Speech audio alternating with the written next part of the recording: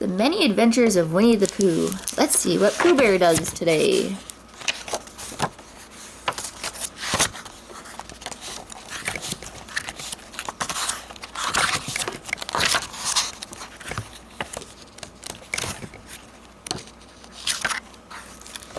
Winnie the Pooh and the Blustery Day. One fine day, the east wind traded places with the west wind, and the stirring things up a bit in the 100-acre woods. And on that windy day, Winnie the Pooh decided to visit his thoughtful spot. As he walked along, he made up a little hum. This is how it went. Oh, the wind is lushing lustily, and the trees are threshing thrussily, and the leaves are rustling gustling, so it feels that it will undoubtedly be a rather blustery day. As soon as Pooh reached his thoughtful spot, he sat down and tried to think of something. Think, think, think, think, think, Pooh mumbled to himself. But nothing came to mind. Think, think, think, Pooh tried again, putting one paw to his head, as if to catch any stray thoughts that might come wandering along. Suddenly, Gopher popped out of his gopher hole and said, "What's wrong, Sonny? Got yourself a headache?" "No," Pooh replied. "I was just thinking." "Is that so?" said Gopher. "Well, if I were you, I'd think about skedaddling out of here. It's Wednesday, you know." "Wednesday? Why, so it is," said Pooh. Then he finally had a thought, and it was a good one at that. "I think I shall go visit someone very happy Wednesday," Pooh announced. "And I shall begin with my very dear friend, Piglet." Piglet lived in the middle of the forest in a very grand house. On this blustery day, he was sweeping the fallen leaves away from his front door. He had just swept the last leaf away when a big gust of wind blew it right back at him, swooping him up and whisking him away. "I don't mind the leaves that are leaving," Piglet observed. "It's the leaves that are coming. And with that, he was blown right into Pooh Bear. "Happy Wednesday," said Pooh, as another great gust of wind lifted Piglet right off his little pink feet. "Well, it isn't very happy for me," Piglet said with a gulp. "Where are you going?" Pooh cried, running after his friend. "That's what I'm asking myself," Piglet said. "Where?" "And what do you think you will answer yourself?" Pooh asked, grabbing a hold of Piglet's scarf just before he floated out of reach. "Oh, Pooh, I'm unraveling!" Piglet cried. Indeed he was, or rather his scarf was, like a pink kite on a long green string. Piglet went sailing off into the sky. "Oh dear, oh dear, dear," he stammered, clutching onto the string. "Hang on, Piglet," cried Pooh from down below. It wasn't long before Piglet was flying over Kanga's house. Kanga had just hopped outside to get the mail. "Look, Mama," said Roo, peering out of his mother's pouch. "A kite!" "That's not a kite," said Kanga. "It's Piglet!" And before Kanga could say another word, Pooh skidded to a stop in front of her. "Happy Wednesday, Kanga," he said. "Happy Wednesday, Roo." "Can I fly Piglet next, Pooh?" Roo asked. But Pooh and Piglet had already breezed past little Roo. "Oh dear, oh dear, oh dear, oh dear, oh dear, oh dear," cried Piglet as he swooped right and left in the gusty air. "Oh, bother!" exclaimed Pooh, bouncing and sliding along below him. When Piglet finally found the nerve to look down, there was Eeyore looking up at him. Eeyore was busy repairing his house, which the wind had blown to pieces. He had just put the last stick back in place when Pooh came crashing through. "Happy Wednesday, Eeyore," said Pooh. Then he went zipping off again, still holding the remains of Piglet's scarf. "Thanks for noticing me," said Eeyore. Not far from Eeyore's house was Rabbit's garden. "Ah, what a refreshing day for harvesting," Rabbit said aloud as he pulled up a large orange carrot. Looking up, he suddenly saw Pooh coming towards him at top speed. "Oh no!" shouted Rabbit, waving his arms frantically. "Happy Wednesday!" Pooh called, kicking up a whole row of carrots. "Oh yes!" Rabbit chuckled as the juicy, ripe carrots fell smack into his wheelbarrow. Stronger and stronger the west wind blew, and before long, Piglet found himself blown right up against Owl's window. Owl was awakened from a peaceful snooze by the loud crash. "Who?" he said, opening his big round eyes. "Who is it?" "It's me," Piglet said. "Please, may I come in?" "Well, I say now," Owl said with his eyes rounder than ever. "Someone has pasted Piglet on my window." Just then, Pooh's face appeared beside Piglet's, and Owl invited them both in. Soon, Pooh and Piglet were comfortably seated in Owl's cozy room. "Am I correct to assume that it's rather blustery days?" asked Owl. "Oh yes, that reminds me. Happy Wednesday, Owl," said Pooh, hungrily eyeing a big pot of honey in front of him on the table. "Wednesday?" Owl hooted as the wind whistled through his house. "My good fellow, I wouldn't go so far as to call it Wednesday. Just a mid-ziffer." "Excuse me, Owl, but is there any honey in that pot?" Pooh shouted over the howling wind. "Oh yes, of course," Owl said. "Help yourself." While Pooh reached eagerly for the honey pot, which the wind had just blown across the table, Owl continued his story. "As I was saying, it's just a mild zephyr compared to the big wind of 67. Or was it 76? Owl muttered, scratching his head. "Oh well, no matter. I remember the big blow well. It was the year my Aunt Clara went to visit her cousin. Now, her cousin was not only gifted on the glockenspiel, but, and with the wild wind roaring through his house, Owl proceeded to tell his friends about his Aunt Clarence's cousin. He didn't seem to notice when the teacups clattered to the floor, and he barely paused when the wind swept Piglet right out the door and back in again. It wasn't until the whole house came crashing down upon his ears that Owl finally finished his tale. As soon as Christopher Robin heard the news, he hurried to Owl's disaster. "What a pity," said Christopher Robin when he saw the state of Owl's house was in. "I don't think we'll ever be able to fix it." "If you ask me," said Eeyore, "when a house looks like that, it's time to find another one." Then he shook his head and said, "It might take a day or two, but don't worry, Owl. I'll find you a new one." "Good," said Owl, settling back in his rocking chair. "That will give me time to tell you about my Uncle Clyde." And that's just what he did. On and on, Owl talked until the blustery day turned into a blustery night.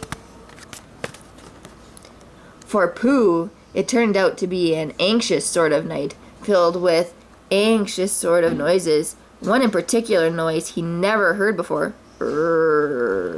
It wasn't a rumble, it wasn't a grumble, it wasn't exactly a growl, but whenever it was coming from outside Pooh's door. "Is that you, Piglet?" Pooh called. No one answered. "Eeyore?" Pooh tried again, and finally, "Christopher Robin?" There was still no answer. Pooh got out of bed and went to investigate. But being a bear of very little brains, he decided to invite the new sound in. "Hello," he said, flinging the front door open. Suddenly, a big bouncy creature bounded in and knocked Pooh on his back. "Hello," said the creature from atop of Pooh's chest. "I'm Tigger." "Oh," Pooh replied, looking up at Tigger's smiling face. "You scared me." "Sure I did," Tigger said good naturally. "Everyone's scared of Tiggers. Who are you?" "I'm Pooh," said Pooh. What's a Pooh?" Tigger asked. "You're sitting on one," Pooh informed him. And with no further ado, Tigger climbed off Pooh, stuck out his paw, and said, "Glad to meet ya. Tigger's my name. T-I-double-gut-er. That spells Tigger." "But what's a Tigger?" Pooh asked, plainly puzzled. Without a pause, Tigger proudly repeated, "The wonderful thing about Tiggers is Tigger's a wonderful thing. Their tops are made out of rubber, their bottoms are made out of springs. They're bouncy, trouncy, flouncy, pouncy, fun, fun, fun, fun, fun. But the most wonderful thing about Tiggers is I'm the only one." And to prove his point, Tigger bounced around the room on his springy tail, repeating, "I'm the only one." "If you're the only one, what's that over there?" Pooh asked, pointing to Tigger's reflection in the mirror. "What a strange-looking creature," said Tigger. "Look at that beady little eyes, preposterous chin, and ridiculous striped pajamas." Pooh nodded, and then he said, "Looks like another Tigger to me." Tigger decided to change the subject. Well, I didn't say I was Did I say I was hungry?" "I don't think so," said Pooh. "Well, then I'll say it," said Tigger. "I'm hungry." "Not for honey, I hope," said Pooh, casting a worried glance at his honey pot. "Oh boy, honey!" Tigger cried. "That's what Tiggers like best."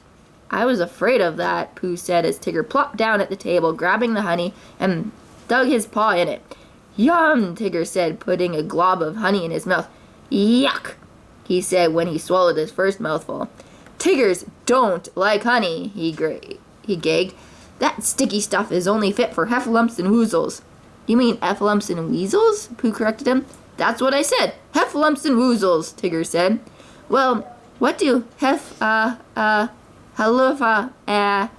what do they do?" Pooh inquired.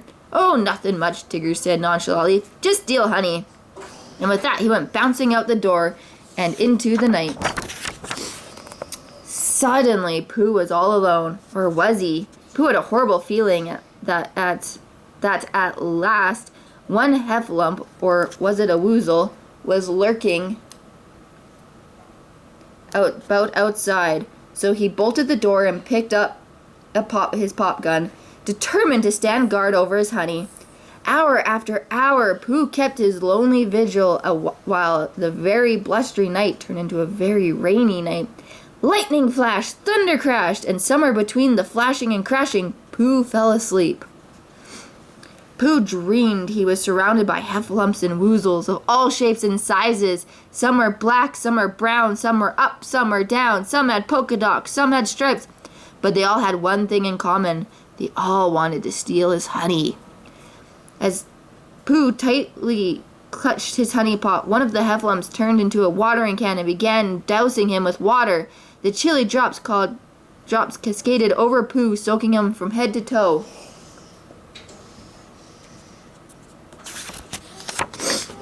He woke up suddenly, and the heffalumps and woozles were gone, but the water remained. It was already up to Pooh's knees, and more was leaking through the ceiling. Pooh slogged across the flooded floor to his mirror. After studying the very damp air reflected there, he asked, "Is it raining where you are?" And without waiting for an answer, he said, "It's raining where I am too." As a matter of fact, it was raining all over the 100-acre woods. The rain came down, down, down, and the river rose up, up, up, rising so high it finally crept out of its bed and into Piglet's. Poor Piglet was terrified. With the water swirling around him, he grabbed paper and pen and frantically scribbled, "Help! Piglet! Me!" Then he placed the message in a bottle and tossed it out the window and ran into the raging river. As the rain came down, Piglet tried to scoop it up into a big iron pot, but the pot was most definitely not big enough for all that water. Floating atop a wooden chair, Piglet kept on bailing, but as he was bailing, he went sailing through the door. Meanwhile, Pooh was having quite a difficult time himself. He had managed to save 10 honey pots, and he sat them on top of a branch of a tree high above the river. More than ready for his supper, he stuck his head into one of the pots, but Pooh tried to sop up his supper. The river sopped up Pooh, for he fell off the branch and into the swirling water below. Upside down, with his head still stuck in the honey pot, Pooh was carried along with the current. The 100-acre woods got floodier and floodier, but the water couldn't come all the way up to Christopher Robin's house, so that's where everyone gathered. Everyone except Piglet, Pooh, and Eeyore, that is. In the midst of all the excitement, Eeyore stubbornly stuck to his task of finding a new home for Owl. While everyone was off house hunting, Roo made an important discovery. "Look," he said, "I found a bottle, and it's got something in it too." "It's a message," Christopher Robin declared. "It says, 'Help, Piglet, me.'" Turning to Owl, he said, "You must fly over to Piglet's house and tell him we'll make a rescue." So Owl flew out over the flood, and soon he spotted 2 small objects below him. One was little Piglet caught in a whirlpool. The other was Pooh floating upside down with his head stuck in a honey pot. "Oh, Owl," said Piglet, "I don't mean to complain, but I'm so scared." "Be brave, little Piglet," Owl advised. "Chin up and all that sort of thing." "It's awfully hard to be brave when you're such a small animal," Piglet pointed out. "Then to divert your small mind from your unfortunate predicament, I should tell you an amusing anecdote," Owl offered. It concerns a distant cousin of mine. Owl had just begun his story when Piglet cried, I beg your pardon, Owl, but I think we're coming to a flutterfall, a very big waterfall. Please, said Owl, holding up his wing warning, no interruptions. But Piglet was already carried away by the current. A moment later, he fell over the falls, with Pooh close behind. Head over head, the two friends tumbled down the gushing waterfall, down, down, down, until they finally landed in a quiet pool far, far, far below.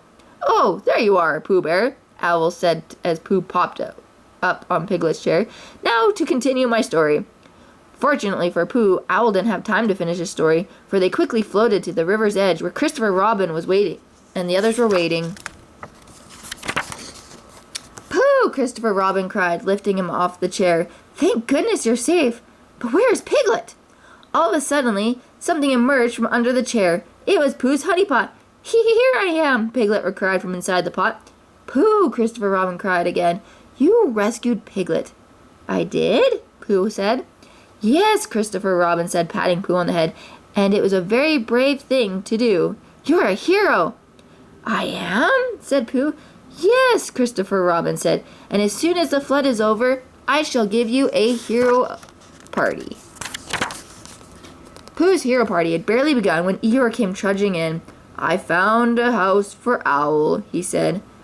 I say, Eeyore, good show, Owl hooted happily. Where may I ask it is? Follow me, and I shall show you, Eeyore said. So everyone followed Eeyore, but much to their surprise, when they got to Owl's new house, it turned out to be Piglet's house. Why are we stopping here? Christopher Robin asked. This is Owl's new house, Eeyore said proudly. What do you think of it? There was a long moment of silence. Then Christopher Robin said, It's a nice house, Eeyore, but... And Kanga said, It's a lovely house, but... It's the best house in the whole world, Piglet sighed, his eyes full of tears. Tell them it's your house, Piglet, Pooh whispered, but Piglet didn't have the heart to disappoint Owl. No, he said, this house belongs to our good friend Owl. But Piglet, Rabbit said, where will you live? Well, Piglet said, I guess I shall live with me, Pooh broke in, taking Piglet's hand. You shall live with me, won't you, Piglet? With you? Piglet said, wiping a tear from his eyes. Oh, thank you, Pooh. Of course I will. Piglet, that was a very grand thing to do, Christopher Robin said, taking Piglet's other hand. A heroic thing, Rabbit chimed in. And that's when Pooh had his second good thought in 2 days. Christopher Robin, he asked, can we make a 1 hero party into a 2 hero party? Of course we can, silly old bear, said Christopher Robin, and so they did. Pooh was a hero for saving Piglet, and Piglet was a hero for giving Owl his grand home in the big beech tree. To celebrate these deeds of bravery and generosity, everyone gathered around the heroes, shouting, Hip, hip, hooray! For Piglet and the Pooh. Then Pooh and Piglet were scooped up in a blanket and tossed high, high, high into the clear blue sky.